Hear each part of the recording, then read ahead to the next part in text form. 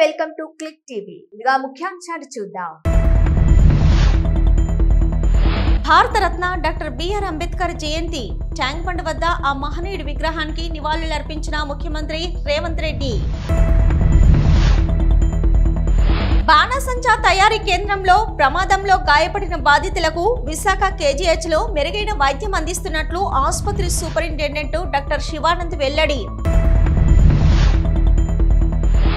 భారత రాజ్యాంగ నిర్మాత డాక్టర్ బాబాసాహెబ్ అంబేద్కర్ 135వ జయంతి ఖమ్మం కాంగ్రెస్ పార్టీ ఆఫీసులో ఘనంగా వేడుకలు.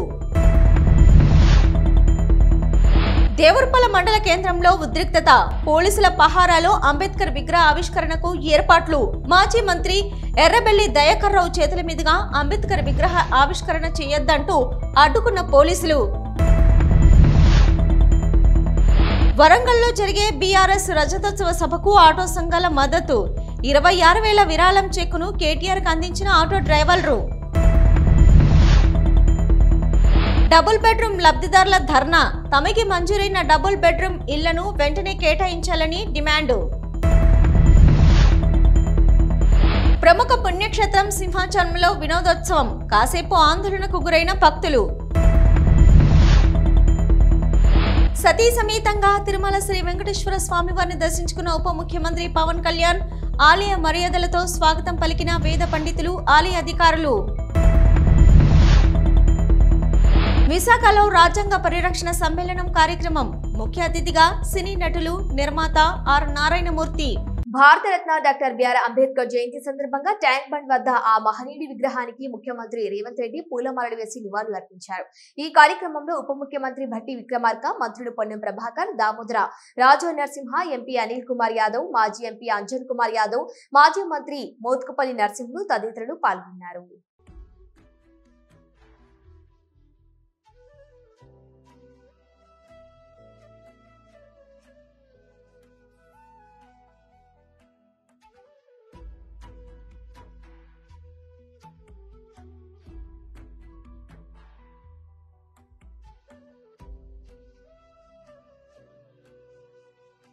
నాడు చంద్రబాబు నాయుడు తెచ్చిన అంబేద్కర్ విదేశీ విద్యా దీవెన పథకం దళిత యువత జీవితాల్లో ఎలాంటి మార్పులు తెచ్చిందో ఈ తండ్రి భావోద్వేగంలో వినబడుతోంది, కనిపిస్తుంది.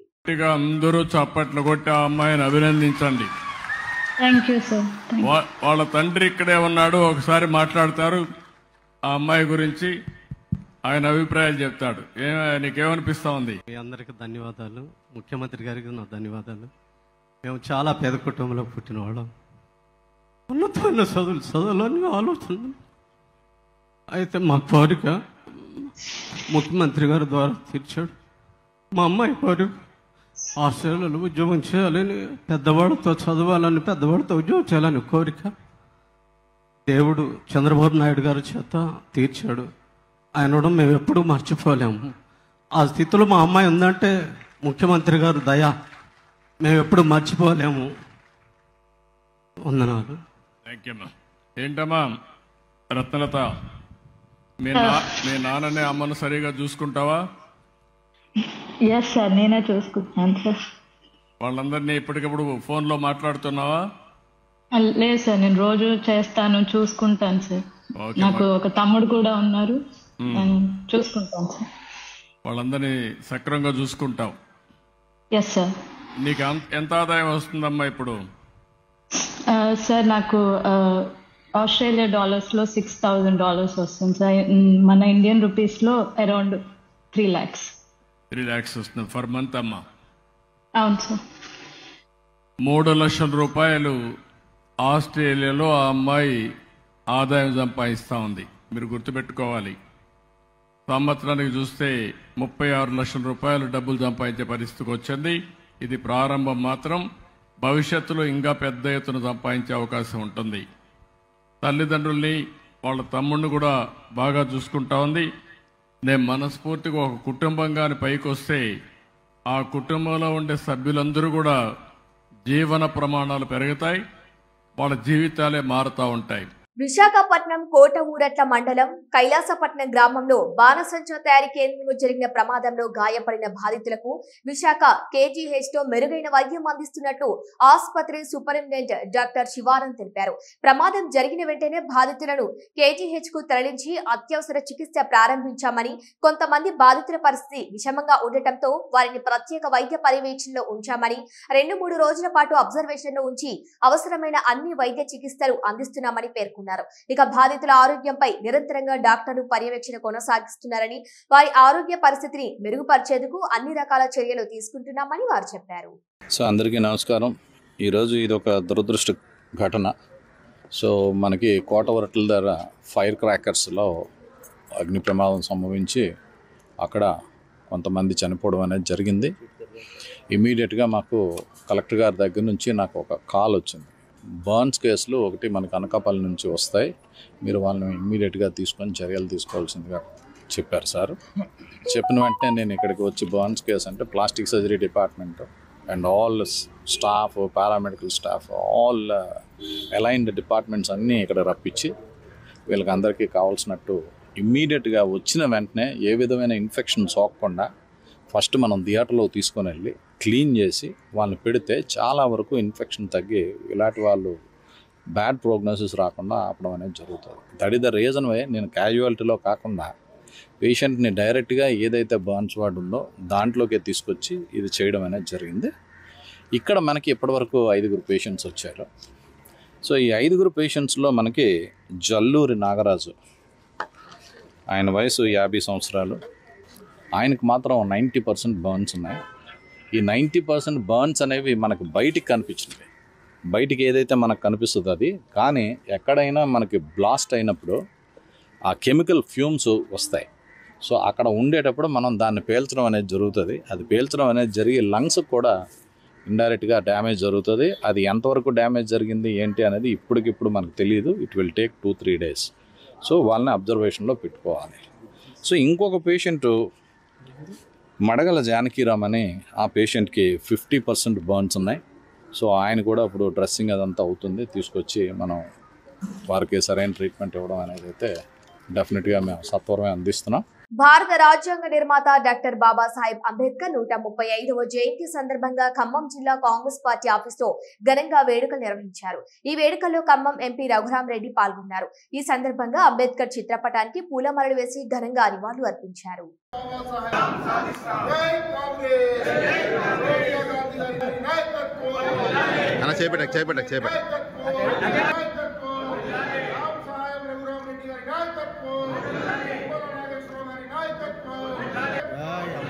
జనగామ దేవరుప్పల మండల కేంద్రంలో ఉద్రిక్త వాతావరణం నెలకొంది. పోలీసుల పహారాలు, అంబేద్కర్ విగ్రహ ఆవిష్కరణకు ఏర్పాట్లు జరిగాయి. ఇంతమంది పోలీసులు ఎందుకంటూ కుల సంఘాలు మండిపడ్డాయి. మాజీ మంత్రి ఎర్రబెల్లి దయాకర్ రావు చేతుల మీదుగా అంబేద్కర్ విగ్రహ ఆవిష్కరణ చేయొద్దంటూ పోలీసులు అడ్డుకున్నారు.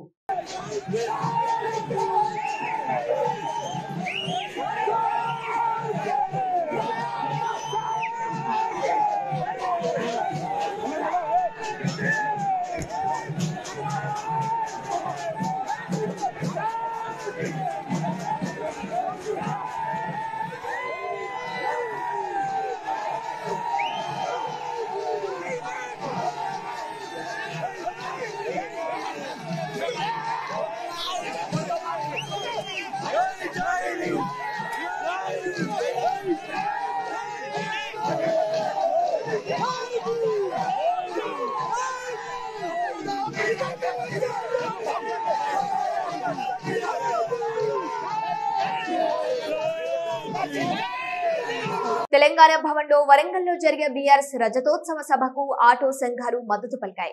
సభ కోసం 26,000 విరాళ చెక్కును కేటీఆర్ కు ఆటో డ్రైవర్ల యూనియన్ అందించింది. ఆటో డ్రైవర్లతో బీఆర్ఎస్ వర్కింగ్ ప్రెసిడెంట్ కేటీఆర్ మాట్లాడారు. ఆటో డ్రైవర్ల కష్టాల్లో ఉన్నారు, మీకు మేం అండగా ఉంటాం, మీ నుంచి ఇంత పెద్ద సహాయం వద్దని, చనిపోయిన ఆటో డ్రైవర్ల కుటుంబాలకు ఈ సహాయం అందజేయాలని, ఆ చెక్కును మళ్లీ ఆటో డ్రైవర్ల యూనియన్ కు కేటీఆర్ అందజేశారు. మీ కష్టాలు పోవాలంటే కాంగ్రెస్ పోవాలని ఆటో డ్రైవర్లకు ఆయన సూచించారు.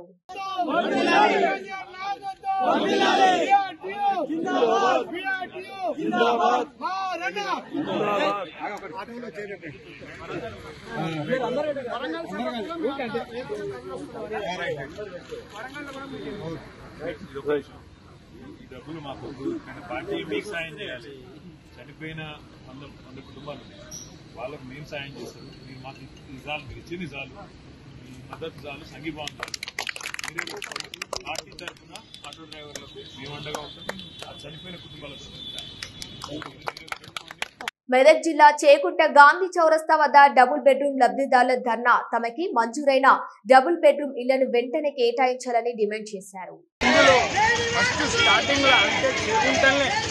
మొదలుపెట్టిండ్రు చుట్టుపక్కల కానీ హైదరాబాద్ కానీ తెలంగాణ డిస్ట్రిక్ట్లో ఎక్కడ కానీ పెట్టలేకుండా ముందు చెగుంట పెట్టిండ్రు.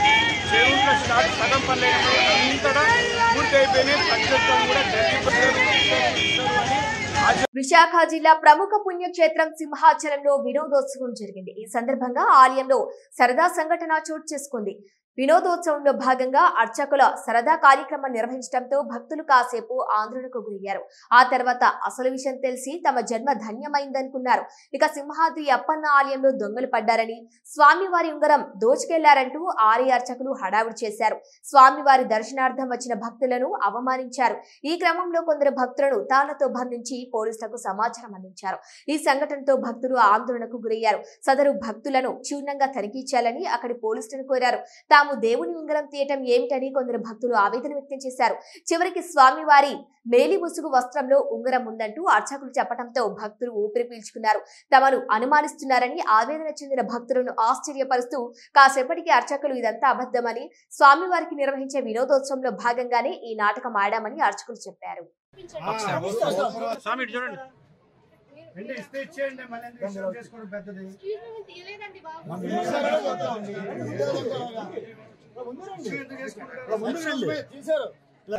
దొంగతనం జరిగిందా లేదా దొరికిందా మీకు? ఎక్కడ మీరు సీసీటీవీలో కనిపించారు? అది మనం పడుకొచ్చారు.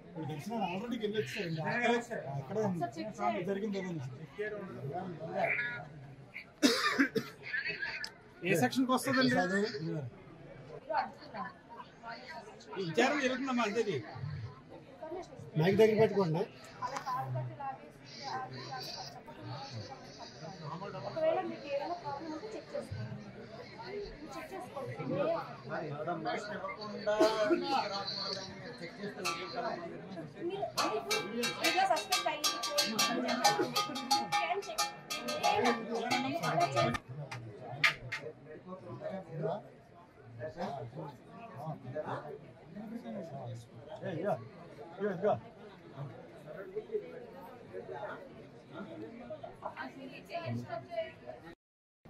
నీ పేరేంటి? మురళీ వెంకట. ఇంటి పేరు? నువ్వు ఆధార్ కార్డులో ఏ పేరు ఉంది? ఆధార్ కార్డు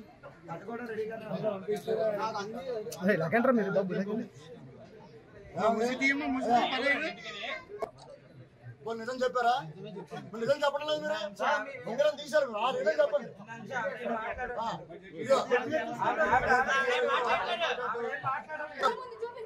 ఇక ఎప్పుడే చూపిస్తాం. చూపించండి.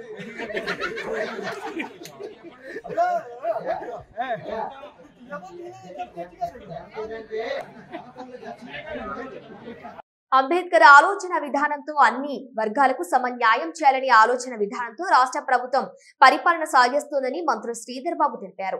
పెద్దపల్లి జిల్లా మంథనిలో భారతరత్న డాక్టర్ బిఆర్ అంబేద్కర్ జయంతి సందర్భంగా ఆయన విగ్రహానికి మంత్రి శ్రీధర్ బాబు, కలెక్టర్ కోయ శ్రీహర్ష పూలమాలలు వేసి ఘన నివాళులర్పించారు.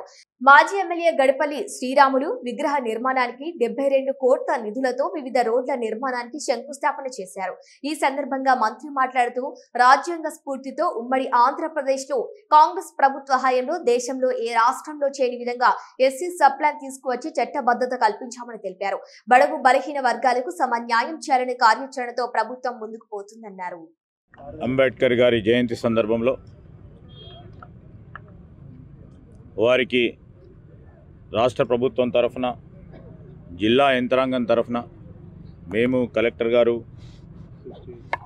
ప్రజాప్రతినిధులు, అధికారులందరూ కూడా మంథని పట్టణంలో మరి నివాళులు గొప్పగా అందరూ కూడా పెద్దలు అందరూ వచ్చి కూడా పలకటం జరిగింది. ప్రధానమైన ఈరోజు మేము ప్రత్యేకంగా చెప్తా ఉన్నాం, వర్గీకరణకు సంబంధించిన అంశం కానీ అదేవిధంగా ఈ వర్గాలకు సంబంధించి అందరికీ న్యాయం చేయాలని ఒక కార్యాచరణ తీసుకొని ముఖ్యమంత్రి గారు మా ప్రభుత్వం ముందుకు నడుస్తూ ఉంది. ఆనాడు మేము ఉమ్మడి రాష్ట్రంలో మా కాంగ్రెస్ పార్టీ ప్రభుత్వ హయాంలో ఆనాడు ఇదే రాజ్యాంగ స్ఫూర్తితో మొట్టమొదటిసారి సప్లాన్ని దేశంలోనే మొట్టమొదటిసారి మరి సప్లాన్ ఆలోచన చేసి చట్టబద్ధత ఇచ్చి ముందుకు తీసుకెళ్ళటం జరిగింది. రాజ్యాంగ స్ఫూర్తి, రాజ్యాంగానికి సంబంధించి అసలు రాజ్యాంగమే ఎందుకనే కొంతమంది ఈరోజు రాజ్యాంగాన్ని నిర్మాణం చేయాలని స్తూపాలు కడుతూ ఉన్నారు.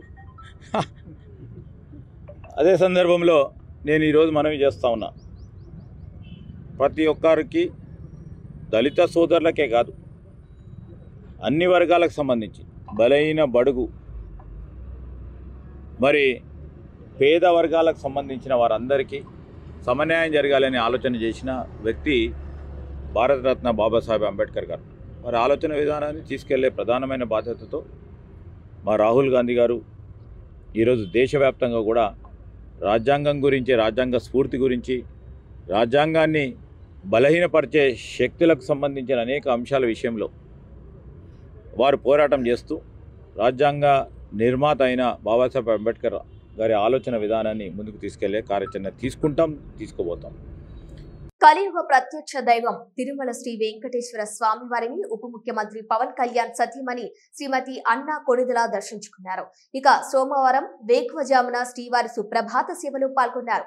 దర్శన అనంతరం రంగనాయకుల మండపంలో అన్నా కొణిదెలకు వేద పండితులు వేద ఆశీర్వచనం అందించగా ఆలయ అధికారులు శ్రీవారి తీర్థ ప్రసాదాలు అందజేశారు.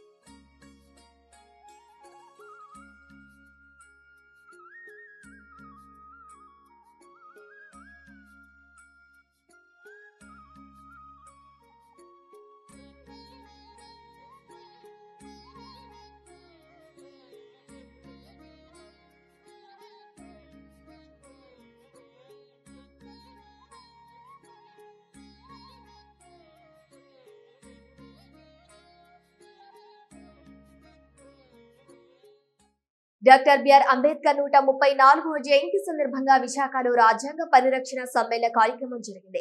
నగరంలోని అల్లూరి విజ్ఞాన కేంద్రంలో జరిగిన కార్యక్రమానికి ముఖ్య అతిథిగా సినీ నటులు, నిర్మాత ఆర్ నారాయణమూర్తి పాల్గొన్నారు. కళారూపాలు, నృత్య ప్రదర్శనలు, చైతన్యపరిచేలా నాటిక ప్రదర్శనలు జరిగాయి. అంతప్పుడు బాబాసాహెబ్ అంబేద్కర్ అంటాడు, నేను ఒక న్యాయశాఖ మంత్రి, సమానంగా హక్కులు కావాలని కోరుకుని నేను హిందూ కోర్టును పెట్టా. ఏ కులం లేని, మతం లేని, మొత్తం అన్నీ లేని, మొత్తం సమస్త రాజ్యాంగం మన అందరూ ఈ కులం చేస్తారని పార్లమెంట్ బయటకు వచ్చి కోర్టు అలాగే చేశాడు. That is Ambedkar. ఏం మహానుభావుడు, ఎంత గొప్పవాడండి. నిజంగా ఈ రాజ్యాంగం అనే పూలగుత్తుల మీద సమాహారం పెట్టకపోతే విభిన్న జాతులతో, విభిన్న మతాలతో, విభిన్న కులాలతో ఉన్న మన భారతదేశం చిన్నాభివృద్ధి అనేక గణతంత్రాలు చెప్తున్న మన భారతదేశం చిన్నాభివృద్ధి మొక్కలైపు, చీరికలపై, పేరికలపై, కులపరంగా, మతపరంగా మొత్తం చిన్నాభివృద్ధిపై కొట్టుకుని ఉంది. కానీ ఆ పూలగుత్తుని సమాహారం చేసి అందరినీ నాకు కలుపుకుంది. ఆ సౌభ్రతతోనే మహత్వం. హిందూ ముస్లిం భాయ్ భాయ్, హిందూ క్రిస్టియన్ భాయ్ భాయ్, అందరూ ఒకటే అని చెప్పిన ఆ మహానుభావుడు నిజంగా శిరస్సు దండం పెట్టారు. సో కల్పించారు. విద్య, వైద్య, విమానయానం, నౌకాయానం, LICs ఉన్నవాడికి ఓటే వాల్యూ, లేని వాడికి ఓటే వాల్యూ, ఓటుని సమాన హక్కు ఇచ్చి ఈ దేశ సంపద. ఇవాళ అతి కొద్ది మంది అంబానీలు ప్రధాన రాజ్యాంగం నేను ఏం రాశారు, రాజ్యాంగ హక్కు నాకు కొనుక్కుంటున్నాను. మొత్తం ప్రైవేట్గానే అయిపోతుంది. నా విద్యార్థి నా నిరుద్యోగులకు ఉద్యోగాలు ఉంటుందా? మొత్తం ఈలాంటి దశలో కార్మిక హక్కులు మొత్తం ఎంతమంది కమ్యూనిస్టు మహానుభావులు. నిజంగా నేను కమ్యూనిస్టులు చాలా గొప్ప గౌరవిస్తాను. నేను కమ్యూనిస్టులు కాదు, అంత గొప్పలు కాదు. హోల్ హార్టెడ్ అంటారు లోపల సార్. నేను వాళ్ళకున్న మేధస్కి దానికి ఇవాళ కోటీశ్వరులు అయిపోవాలి. కానీ ఇంకా అది మహానుభావులు చూస్తుంటే అసలు సెల్యూట్. అలాంటి ఇవాళ చాలా ఆనందం ఉంది. నేను ఎన్నోసార్లు ఇవాళ నేను అంటున్నా మిత్రులని సభాపతిగా మన మిత్రుడు రమణ గారు తెలిసినందుకు నేను విజ్ఞప్తి చేస్తాను మిమ్మల్ని అందరినీ. ప్రపంచ కార్మికులారా యాగం కండి, పోరాడితే పోయేది లేదు, బానిసంగా చెప్పాడు మార్క్స్ మహానుభావుడు.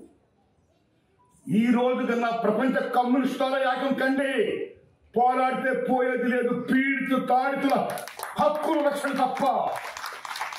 కాబట్టి మీ కమ్యూనిస్టులను విజ్ఞప్తి చేస్తున్నాం. సిపిఐ, సిపిఎం, ఎంఎల్ ఆల్ కమ్యూనిస్టులు దయించి యాకోవండి.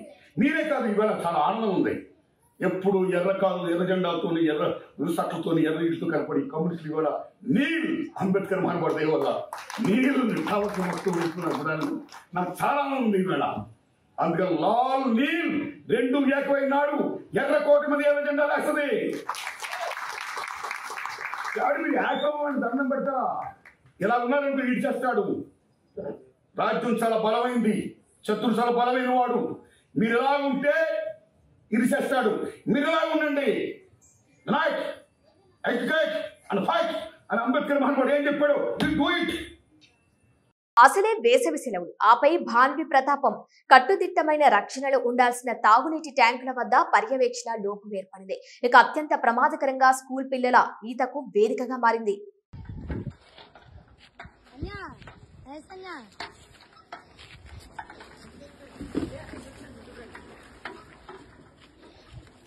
దేగండి అలా వచ్చి పైకి రండి.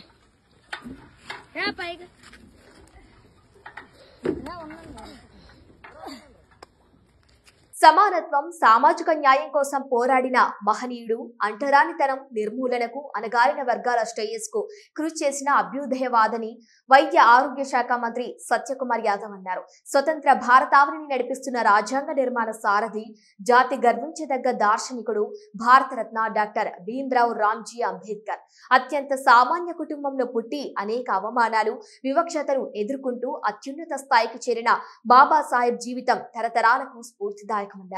ఆయన ఆదర్శాలను పాటిద్దామన్నారు.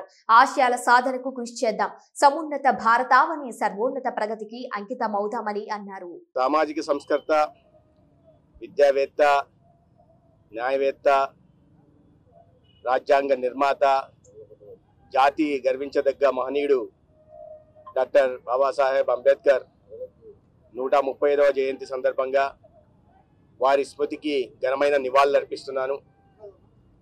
వారు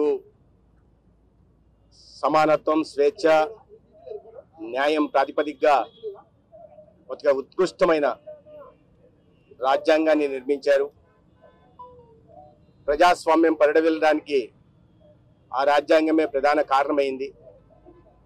ఇవాళ ప్రభుత్వాలు అందిస్తున్న పాలన కానీ, పేదలకు అందున్న సంక్షేమ పథకాలు కానీ రాజ్యాంగంలో వారు పొందుపరిచిన విలువల కారణంగా, సూత్రాల కారణంగా ఇవాళ ప్రజల జీవితాల్లో వెలుగులు నిండుతున్నాయి, వారి జీవన ప్రమాణాలు పెరుగుతున్నాయి.